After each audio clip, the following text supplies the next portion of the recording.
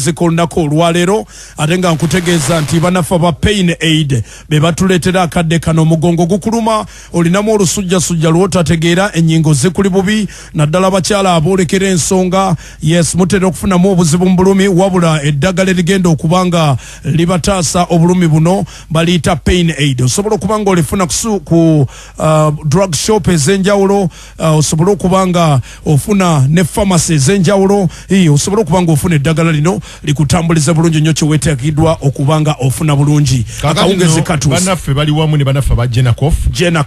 N'olwensonga eyo Genacof eno bw'oba olinanga emimiro gikutawaanya, olinamuko busoowazi ku mumiro, weeyambise Genacof ajja kuba akolera bulungi nnyo. Yogera nti Professor Ogwange yakola Covidex, yakoze Genacof syrup ejja kuba ikolera bulungi nnyo, emimiro egyo gitereere, emimiro gikutawaanya, senyiga, kifuba, nezi allergies, kata kone asthmatic cough, kijja kuba kikolera Genacof eddagala lino kubanga ofuna Genacof. Kakati abanaffe ab'e Kenya ekintu kyabwe kikyagenda mu maaso, tekinnabakoowa, era nga abavubuka b'e Kenya bakyalemeddeko ku nsonga ezimu oba endala, naye nga nze nnyumirwa nnyo okubuulira ekiri emabega w'amawulire, n'osobola n'otegeera ebizibu byonna Ruto byayina bivudde ku ki. Nzize kunnyonnyola ebizibu bino kakati nejjo nga sinaba kujja, manya nga ne leero nga sinaba kujja wano, nafunyeyo ate ekirala ekyazze nti omusajja ono Ruto, ekisooka abasajja nga Raila Odinga, abasajja nga Uhuru Kenyatta tebamulabawo, balaba nti ono yava alinyanga nga bono ogamba simulangira musajja mwavu. Nkiraba kakati ono yava mu family enjavu, nga abasajja Baruto be bamu ku basajja abasinga obugagga mu East Africa, family yaba Kenyatta, manya sorry Kenyatta si Ruto, Kenyatta family yabwe ngagga nnyo nga bw'okiwulira. Kati balaba Ruto mugundi Ruto ngeyajja mu kintu kyabwe, bano wa Kenyatta, Uhuru Kenyatta ne Raila Odinga. So kakati balina okukola ekisoboka okulanga mulemesa obukulembeze, nga bo bagamba kino ekyavu, kisajja ekyava mu family enjavu kikulembera kitya Kenya, olulyo lw'abaavu. So kakati omusajja ono yalina program Ruto ey'okulwanirira abayiribi, hustlers be bayiribi, abanoonyi. Kakati Kibera kyekimu ku kitundu mu Kenya ekirimu ghetto erimu abantu abasukka mu kakadde. Eyo ghetto ya Kibera abasinga mu gitegeera nene. Kakati ono omusajja Ruto singa abadde atuukiriza ekirooto kye ekyokuteekera abasajja abo n'abakazi abali mu ghetto bazimbira amayumba, obateerayo amazzi, obbawa amasannyalaze, n'okubafunirayo obulimulimu ab'omu ghetto basobole okuba nga beesitula, kubanga ye Ruto agamba yava mu mbeera mbi. Kati bano abantu ba bulijjo abanyigirizibwa bali mu ghetto alina okulaba nga abataasa. Kino yabadde alina okukikola mu myezi egiddako awo, naye nga yeyambisa emisolo egy'eggwanga okujja sente ku bagagga, nga yeyambisa ng'ayita mu misolo okulaba nga sente zino zivaayo, nga mugiyita mu misolo nga givaayo, sente zivaayo, okulaba nga ayamba bano abayiribi oba bano abavubuka ababeera mu ghetto. Kakati kino abasajja baatuula wansi ne bakisoma ne bakitunuulira ne bagamba nno nedda. Ate jjukira nti Ruto abadde atandise okufuna omukwano ogw'enjawulo n'Amerika. Kyova olaba Nagagga omukazi omugagga yaleetebwa mu Kenya nga ambasada. Bw'aleetebwa mu Kenya nga ambasada, omukazi mugagga ambasada wa Amerika mu Kenya, mukazi mugagga. So kati nga enegera kubanga hub eyokulaba nga batumbula business eza Amerika n'okunyikiza Amerika mu nsi za East Africa ne Africa okutwaliza wamu, nga balwanisa Russia ne China naye nga bayita mu Ruto. Nkulaba. So kati zino bino bigenza okujja Raila Odinga ne Uhuru Kenyatta nga balaba omusajja ono agenda bayitako emisinde. Enkula gyali kula nga si ya bulijjo. Kakali kye bakoze okwekalakasa okola mu Kenya kuliko avujjirira era kitandise okuvaayo mu butereevu nti bano abasajja olw'ennugu yaabwe n'okulaba Ruto ntasaanidde batadde obujagalo mu bavubuka. Kati Ruto ne wabanga atunda ekintu kyatya nti nze najja bali abavubuka bagamba nti oba ogamba ajja tujja mu bwavu ng'oluddewo kubanga ye Ruto yali abalidde ku budget nga bwe nkugambye nti kasana ateekawo emisolo egyo gijja kuyamba abantu abali mu ghetto nga bwe nzize nkunnyonnyola. Kakati abali mu ghetto bali commanded by Raila Odinga. Awo nekikyuka Raila Odinga abanga ya commanding aba ghetto naddala mu Kibera bawuliriza nnyo Raila Odinga. So kati bwe bavaayo ne basituka bavubuka waliwo aguseesa nga bwe bano benkugambye baguseesa tebamukkiriza na kusanyukako mu bapulezidenti okuva bwe yajja. Yali yakalayizibwa bwate ennaku 3 Raila Odinga n'atandikirawo okwekalakasa n'abantu be ne batuula awo ne batandika okukkiriziganya. Uhuru Kenyatta amugamba omusajja gwe omulese bulesi ataddewo ekibeera Raila Odinga agende mu African Union afuneko ku bukulu. Olwono nga yeetaasa Raila Odinga asobola okubanga ebiseera ebisinga abimalira mu African Union ali bize. Kumbe Uhuru Kenyatta naye abala agamba gwe gundi obadde ki musajja omulese bulesi otyo sajja tumulese bulesi atukomerewo ate ekisanja ekyokubiri n'ekisanja ekyokubiri adde tumuteeke ku ntoli ekyo ne kiggwa. Ekyokubiri bagenze ne batunza abavubuka be Kenya ekintu nti Ruto ayagala kuddira Kenya agifuule Uganda atya nti ng'azinira ku ntoli ez'omukulembeze wa Uganda. Awo ne babuuka era nga bagamba nti Ruto aga kuteekawo na kibeera nga bamulondera mu palamenti.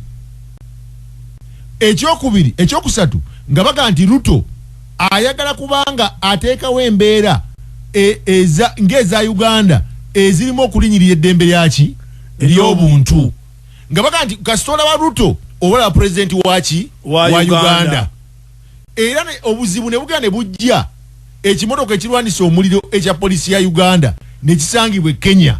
Kakati bana bawandika script ya Ruto manya ya Uhuru Kenyatta ne gundi ne Raila Odinga ne kagwamu ne bakitandikira alibaka bavuka nti mulaba ne motoka ya Uganda erwanisa omuliro ya polisi yazze muno bakubati ya gasi emabegawo omukulu Ruto yakyalirako Uganda.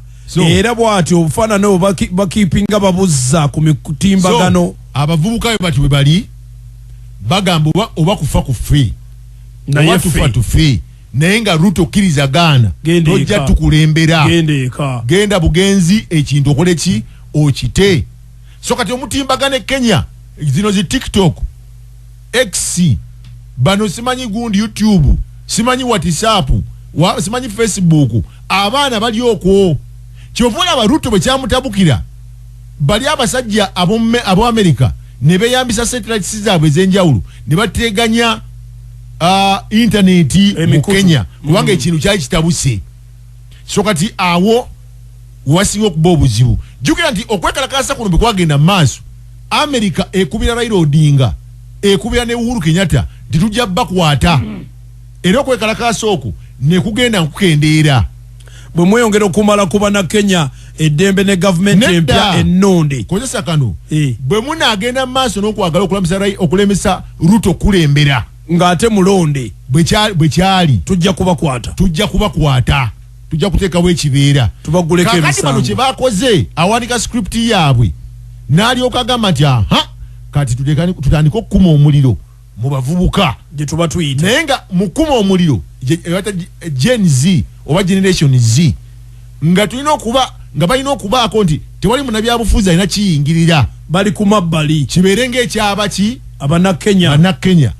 Kumbe ne Ruto alina muwandikira script kati Ruto kye yakoze n'afuna Natasha weeyo muwala we n'ajja okugamba abavubuka bakole ki bakakkane ebizibu bimanyikiddwa byonna bye mwogera tubitegeera naye mukakkane gavumenti egenda bikolako si mmwe mwekka nange ndi muvubuka munnammwe naye byonna tujja kubanga tubikwasaganya. Muwala wa Ruto wuuno because I stand before you today not just as the president's daughter, a young Kenyan passionate about our country's future. I hear your voices, I understand your concerns. The challenges we face as a generation are real and pressing. From unemployment to the rising cost of living, we are all feeling the impact of our current economic situation.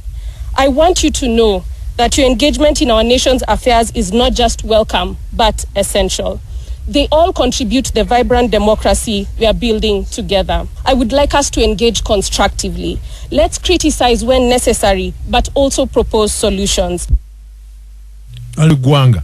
Wabula binatu biraba. Tetwogera bwogezi na kwekalakasa mu mbeera eyo. Wabula tuteekewo n'embeera eyofuna ekyokuddibwamu solutions. Ontegedde gwe. Ono ye Ruto abalira ku muwala we kati. Yabayogera ne bavubuka banne. Muwala we alina okukola ki? Okwogera ne bavubuka banne. Nantasa weeri. Era omuwala yabadde ng'ali composed. Yes. Ayogedde nga mumanyi. Kati script ya Uhuru Kenyatta ne Ruto batandiso giri nyamu. Kati bazanya. Kati kuzanyisa bwongo. Simanyi kati bwongo tugenze mu bwongo. Oteeka wani okola ki? So kati bebiri mu Kenya. Bana febo aba pain aid capsule kaso ulyango mugonkuluma. Gwo mukyala agenda mu nsonga zikuyisa bizikuluma. Binywa nyingo mutwe owamannyo. Genda ku pharmacy ehuyo kumpi ba drug shop obagambe njaga pain aid capsule. Ate obanga munange se Uganda oyina senyiga, oyina kifuba, oyina amabwa mu mmiro, kwotadde ne asthmatic gundi problems. Weyambise kibaita Genacof ono osomufuna wonna mu matundiro g'eddagala. Genacof. Ekigambo kino nyaka okikwate Genacof. Be batadde sente mu byolaba byendaba. Tuze mu Uganda katono nnyo. Namboza ina kye yayogedde. URA yajja mu proposal netugamba fe tujja sobola kusolooza trillion 29 omwaka guno. Ye project tunalwana ennyo tujja solooza trillion 29. Bano ne batuuleeyo bakola meetings. Eno ye budget gye naalabye nga president atuula n'ato ne chief justice ne speaker ne bajadiza sitinga ne bagamba mwogere nti tujja kusolooza trillion 30 ne bazikyusa bakasola abo ne basaamu 3 nga bali babagambye tujja somwenda. Olwaleero URA ene bwesolooza 30 nze yagamba nti tesobola nezimalayo 100%. Fe twetaaga ate trillion 34 okufinancing okuservicing debt. Uganda yetaaga trillion 34 omwaka guno okusasula ku mabanja. Naye nga URA mukukaka esobola 31 ezo zenkake 29. Kati ndaga nedda muddeeyo bye bino byolaba tuteke ifresh tukoleki muleta 30 nti ne bwezigwayo 30 oba wetaaga trillion endala 3 okujuza amago wano osasule ebbanja. Kitegeeza ki nti Uganda yetaaga kwewola okusobola okusasula amabanja. Awo oba oyingidde mu gye bayita VCS Sacco nti ekikoligo ky'amabanja ekiteyambulikika nti gwosolooza 30 abamabanja bakunonyeeka 34. Kitegeeza olina ogendako awantu awalala weewoleyo trillion 3 jjojjuze kuno. Naye ng'ate ne URA tejja kuweza trillion 30. Bwe baali bakaleeta projections za budget abo mu ministry nga tutandika budget process bagamba nti budget yaffe ejja kuba ya trillion 52. Bwe bagenda ne batunulira amabanja ebyo byagamba nti ffe tuli ku percentage bweti 51 ne balyoka twerimba ne baleeta 56. Tumazeko budgeting process yonna nga tuli ku projections za trillion 56. Twamaliriza budget ne bagamba nti kakati budget ya trillion 72. Just nti tutekewo ekifaananyi nti nno twewoza 5 ku buli 10 kubanga bw'onoddayo ku budget ey'amazima yali badde ya trillion 43 ekyo kyali badde kituteeka nti ku bbanja tuli beyond 51%. So kati zino figures bazitaddewo tugende tumalirize bagamba nguudo lw'egindi luteekemu kye tuva tumala financial year ng'enguudo zonna ze mwalistinga byonna bye mwagamba okukola temwabikola nga byonna era mumaliriza olwo oluguudo nga balusoma mu budget eyaluli naye kakati terwakolwa kubanga mwetuluba bwetulu by'okwetwala ku trillion 7 beeke ebbanja gajja afuna omusaala gwa mitwalo 10 naye mu banka ne bamugamba ntosobola kwewola sente zisukka mitwalo 5 mu 10 n'alimba nti nze nfuna mitwalo 2 tunula wano ne gundi yagambye okunsasulayo ninayo neziva mata eyo we baba bewola so kakati abawuliriza abalungi Uganda wetuuse nti bagamba trillion 5.2 mu kusooka bali bakyatambuza budget yawo bamaze bagenda bali kumpi giyisa nga parliament government niji yafubutukira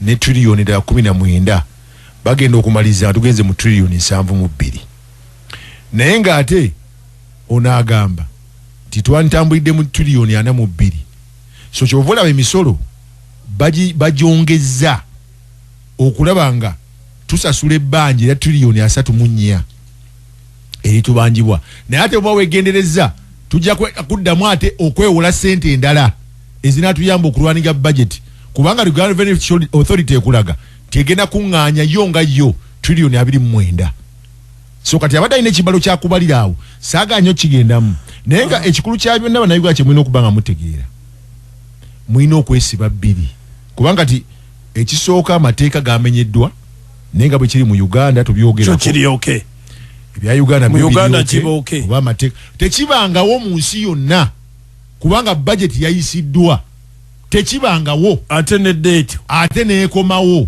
nga n'ennaku zerina okuddiramu zaayiseeko alina point gyayogedde nti waliwo enguudo ezibeera mu budget ne muwulira nga bazisomye ate budget neggwako nga tebazikoze ng'olwebudondo so kati yagamba nti kino kiva ku bintu okukyusakyusa zigundi zi budget sente baba zitadde wano ogenda okuwulira nga bazikyusizza bazitaddewa wali kati bo nga MP bagamba ti sente zigendewa zigende mu biri ebintu ebiyambira ddala abantu etwateesa kiri ekirala tetwakiteesaako ate nga n'olunaku lwe twali tuyisa budget eno mwalimu baminisita abali responsible ku byensimbi ku nsonga eyo kakati bwe tuba tubazeebazeemu ebintu mwe bannayuganda abasinga temujja kubitegeera naye mugenda bitegeerera wanga mmaliriza mugenda kutegeera budget yammwe ng'etandise nga financial year etandise mu butongole ng'ekutuuseeko mu nsawo abagenda okuwa emisolo mujja kukiwulira kubanga ujja kitegeera nti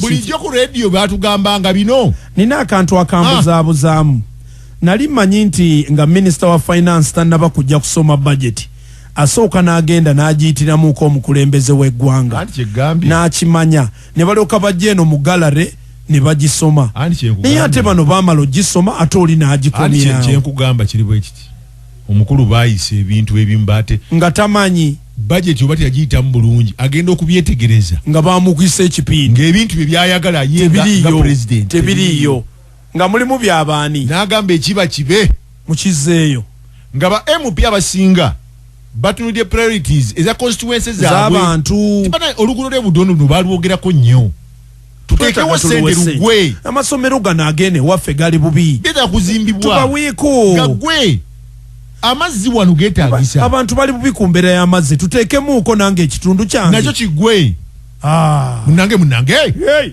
tugenze okumaliza nga Uganda nga bulijjo bwetambula mubizze naye nga bwetandise okuwulira nti bw'otandika okwogera ennyo ku bintu by'eggwanga lino bakunono okubuuza 4 n'ataano ate ne bakukwata ne bakutwalako ku poliisi oluma okukwatako ne bakugulako ekisango ekisango ne bongerezaayo kati mwabawuliriza okumpolereza